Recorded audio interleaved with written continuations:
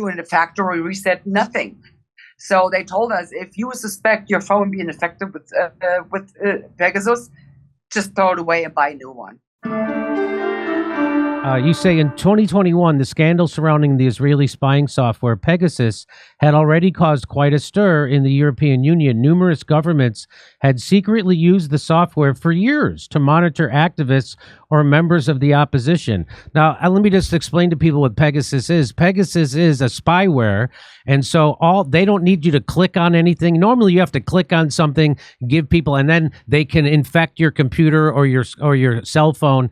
Pegasus doesn't need you to do anything. All they need is your cell phone number, and then they have complete access to it. So when I spoke at the United Nations Security Council on the anniversary of the Nord Stream pipeline bombing, on the plane ride home, they took over my computer and they took over my cell phones. And so they've had access to my iCloud account. They had access to my cell phones and my computer, complete access. And so I'm sure they downloaded everything on it.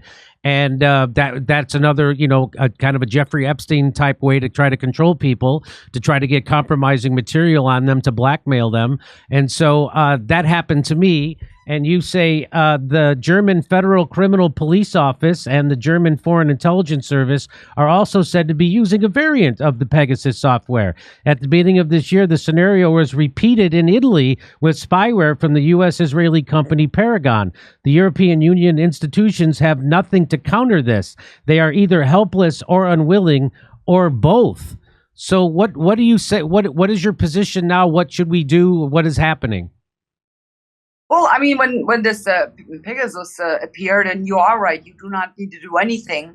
I mean, they just need your phone number, they infect your phone, and, they have total control and total access to it. So we had some experts from, I think it was the Chaos Computer Club, something like that.